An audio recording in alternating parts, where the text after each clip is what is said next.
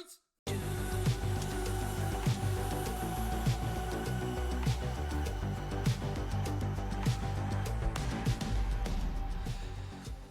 Hey everybody, my name is Stan Christopoulos and you're listening to Exploring Reality, where we attempt to look at the rational side of the Christian faith and show it's true. Today we're defending premise 1 of the moral argument. We're only doing one premise because I want to try to keep my video below 20 minutes. I know, shocker. While also still hitting the key points. So the next video obviously then is going to be defending premise 2. As a recap of what we talked about last time, we went over what the moral argument was, what its premises were, what it entails, the history of the argument, all that other stuff. So as a recap for you guys, premise 1 of the argument: if God does not exist, then objective moral values and duties do not exist. Premise 2, objective moral values and duties do exist. Conclusion, therefore God exists. Let's just dive right into premise 1 and the defense for it. Again, it is, if God does not exist, then objective moral values and duties do not exist. So what's key to this premise is understanding what I mean by the word objective. We defined it in the last video, and what we came up with was truth that is independent of personal feelings or opinions when representing facts. In other words, it's something that's true outside of human influence. So here's an example.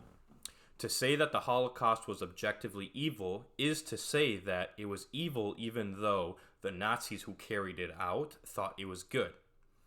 And it would still have been evil even if the Nazis or nobody thought it was bad.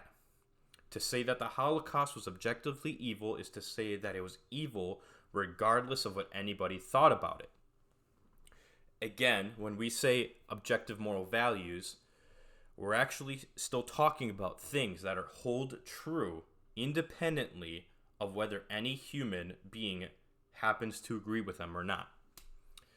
Funny enough, I think this premise has been taught over the years through high schools and college, even within my own experience. Our schools like to teach that everything is relative and that every society and culture develops its own sets of moral values and that it is arrogant and immoral for one to impose one's morality upon another person, which is a self-defeating proposition, but I'm not going to go there. Apart from that, P1 seems to me very plausible in of itself. We have to consider what naturalism is. So this is what most atheists will believe. Essentially, naturalism is the view that there is no God, and that all that there is that exists is just physical objects in space and time. Just the natural world is all that exists. On naturalism, there is no foundation or standard for objective moral values. What would be the basis of objective moral value for human beings on naturalism? If God does not exist as a sort of transcendent measurement or standard of moral values, then it is hard to see why human beings would be special, or that there would be any objectively moral binding on the values that resulted from evolution. Under naturalism, why think that we would have any moral obligations to do anything? Who or what would impose these moral obligations on us? On naturalism, we are just products of biological and social evolution, and the values that we embrace today are simply nothing but socio-biological relative byproducts of a system of evolution. So a lot of you might even start getting offended here, but this is what most atheists agree with and believe. So let me give you some atheists, non-Christians, and humanists that all agree with exactly what I just said. Paul Kurtz, he's an American prominent scientific skeptic and secular humanist. He is actually called the father of secular humanism. He says, the central question about moral and ethical principles concerns their ontological foundation, that is to say, their foundation in reality. If they are neither derived from God nor anchored in some transcendent ground, are they purely ephemeral? It seems to me that the answer on naturalism is plausibly yes. Moral values are just illusory, as Michael Roos says. They are just ephemeral, they're not real, they are not objective. I'm going to quote some more. So that quote actually mentions another person named Michael Roos. So Michael Roos, who's another very prominent philosopher of biology, and again an atheist, agrees with this. He says this: morality is a biological adaptation no less than hands and feet and teeth. Considered as a rationally justifiable set of claims about an objective something, ethics is illusory. I appreciate that when somebody says, love thy neighbor as thyself, they think they are referring above and beyond themselves. Nevertheless, such reference is truly without foundation. Morality is just an aid to survival and reproduction, and any deeper meaning is illusory. So what he's saying here is that in the atheist naturalistic view, morality is nothing but a socio-biological spin-off of the evolutionary process, and it has no objective reality. Ethics is a biological illusion that humans experience. It doesn't actually exist. If you were to rewind the evolutionary history and start over again, very different creatures may as well have evolved from the blind process of biological evolution, who have very different values than those we have today. For example, Roos once asked the question, is rape wrong in Andromeda? This may seem weird, but let's define rape. Sexual activity, and usually sexual intercourse carried out forcibly or under the threat of injury against a person's will, or with a person who is beneath a certain age or incapable of valid consent because of mental illness, mental deficiency, intoxication, unconsciousness, or deception. So with that definition out of the way, he notes that rape is a constant among non-human organisms. It goes on all the time in the animal kingdom. In fact, Roos even says something that kinda contradicts the naturalist worldview based off the way people behave. He states that rape can actually have biologically advantageous effects because if a male is prepared to use force on occasion to spread his genes, then he is more likely to reproduce than if he didn't. And that is the whole goal if we are just animals. So in actuality, rape in the animal kingdom actually has evolutionary and biological advantages. That begs the question as to why rape has become immoral and harmful and bad within humans if we're nothing but animals under naturalism. If we're just animals in the animal kingdom and we don't experience morality, then why do we become outraged when somebody's raped? I can already hear people taking my words out of context and putting in a different meaning here, so I'm just going to say it. It's the internet. I hate that I have to say this, but it's the internet. No, I am not condoning rape, and no, I am not saying if you're an atheist, that you like to rape people or anything like that. I am simply stating again that without God, and if naturalism is true, and we're nothing but animals within the animal kingdom, and all our purposes in life is to replicate our genetics, there is nothing objectively wrong with rape. Back to the point. The point is, on naturalism, we are just animals. We are just advanced primates, cousins to the chimpanzee and the orangutan. And in the animal kingdom, for instance, even when a bull shark forcibly copulates with a female shark, he's not raping her. He's simply spreading his genes in order to procreate. Remember that the definition of rape includes the word person in it. And a person is defined as a human being regarded as an individual.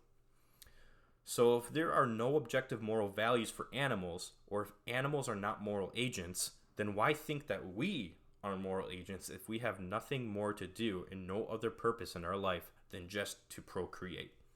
Why think that we have objective moral value? Let's further drive home this point with two more examples of people who agree with what I'm saying and who agree with the premise. Richard Taylor, another prominent non-Christian ethicist, he poses a thought experiment of a race of people who are living in a state of nature without any laws or customs. He says, let's imagine one of them kills another one and takes his goods. He says that this would have no more moral significance compared to if one animal killed another and took something that the other animal had because we're just animals. He gives the illustration of a lion killing a zebra.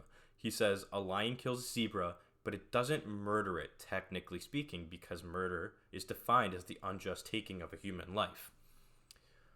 A lion kills the zebra, but a lion doesn't murder the zebra. A seagull may snatch a fish from the talons of another seagull, but it doesn't steal the fish. Under naturalism, stealing is only a moral term that is a product of biological illusions of morality. It takes the fish, but it doesn't steal it. What Taylor says is for these people living in a state of nature, exactly the same thing applies. In naturalism, if God doesn't exist, we are just animals.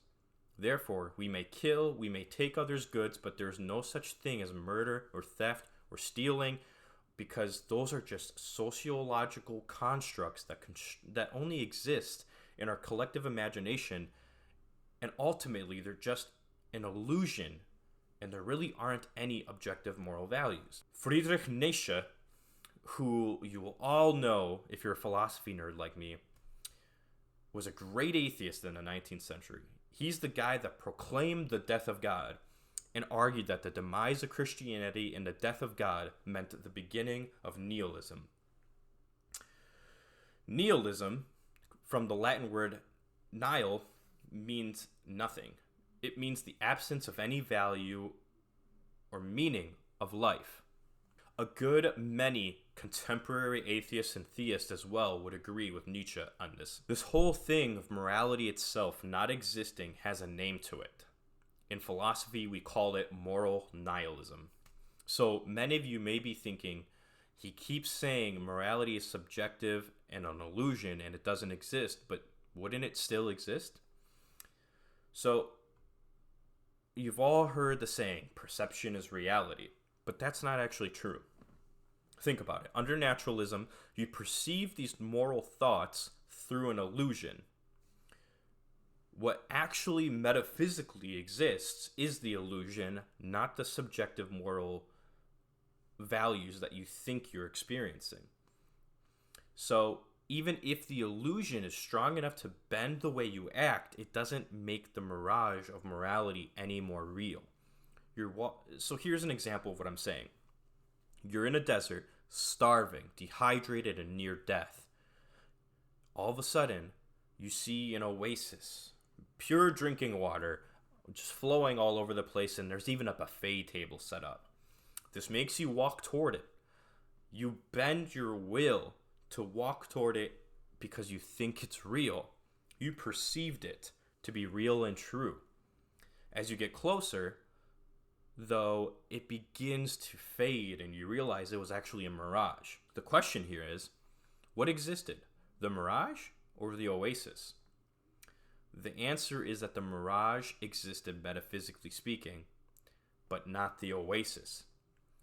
The same applies to the illusion of the subjective moral values in a naturalistic world. So, quick thank you, because that was really hard for me to figure out how to explain. So quick thank you to Harrison Scott for helping me work through that and helping me kind of come up with an example of how this works. Key reminder here is that we need to remember what the premise here says. It's essentially saying if God does not exist, then objective moral values and duties do not exist. So this premise is posing two separate potential realities that could describe our reality. So one being, if God does not exist, then naturalism is true, which is a view, again, that most atheists hold. And that if naturalism is true, objective moral laws and duties don't exist, which I argued throughout this video so far. The other reality is that if God does exist, then naturalism is false, and objective moral values and duties exist. And again, most of the greatest atheistic thinkers all agree with this premise. In fact, I didn't use any arguments of my own to prove this point. I decided to use the arguments of atheists as a more credible argument for this because it's an opponent's witness, if you want to call that as evidence to support my premise.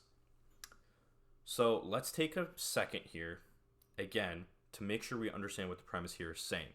Because like I said in my last video, this is commonly misunderstood. The question here within the premise is not, do you need to believe in God to live a moral life? I'm not claiming that we must believe in God in order to live good moral lives. There is no reason to think that atheists as well as Christians can't live what we'd normally characterize as a good and decent life. The question is also not, can we recognize objective moral values without believing God? In fact, there is no reason to think that you have to believe in God in order to recognize the difference between right and wrong. In fact, the Bible even says that God has implanted his moral law on the hearts of people so that we have an instinctual grasp on the difference between right and wrong. In Romans 2:15, it says, "They show that the work of the law is written on their hearts, while their conscience also bears witness, and their conflicting thoughts accuse or even excuse them." Essentially saying that objective moral laws are shown by people's actions. Their actions reflect that God created people with moral law in their hearts. Their conscience itself bears witness or testifies to the validity of this, and that conflicting sinful thoughts accuse them and even sometimes make false justification for their thoughts and actions from these laws. Long story short, you don't need to believe in God in order to recognize that you ought to love your children rather than torture them. The question here is not whether belief in God is essential to morality. The real question here, as Paul Kurtz says, is if there is no God, then are moral values and duties objective, or are morals just an illusion? I would agree with the likes of Taylor and Roos and Nietzsche that there just isn't any basis or foundation for thinking that human beings have objective moral value, or that evolutionary morality among Homo sapiens on this planet is objectively true. Under naturalism, it's nothing but an illusion. And that's it for premise one. The key takeaways here are, for objective morals and duties to exist and good versus evil to exist objectively speaking, God must exist. If God does not exist, there's no such thing as morality. Humans have no moral value. There's no such thing as a basic human right. And there's no moral difference between murdering someone to steal their stuff and an animal killing another animal to steal its food. Because we're no different than animals, which, if true, also means that there's no such thing as murder, rape, stealing, and other moral actions. Everything is in the interest of spreading our genes in order to replicate and survival. I showed that this is true and even accepted amongst most atheistic scholars, philosophers, and scientists. And I also broke down again what the premise is not saying and showed that it's simply addressing what the two possible realities are, which again are God exists and objective moral values exist, or God does not exist and naturalism is true and morality is nothing but an illusion. The next video will cover premise 2 and its support. Then we'll cover the top and common objections to the argument in the following video. Thank you so much for watching as always. Please like the video and subscribe to the channel. Please. Share these videos with your friends and family. I'm also currently working on building out a course called An Introduction to Apologetics, where I'll be teaching what it is, why we do it, what skills we use when we engage in apologetics, and why we do it, biblically speaking, as well. I want to test it out with a few people for free before I launch it, obviously, so I can get some feedback on it. So if you're interested and want to get on that list, leave a comment so that way I can know who wants to do it and when your availability will be for it. Again, if you want an apologetic speaker at your church, feel free to reach out. I don't charge. All I ask is that you allow me to pass out a basket to the congregation and they can freely give if they choose. As Frank Turek likes to say, the money will go to feed starving children, mine. Until next time, guys.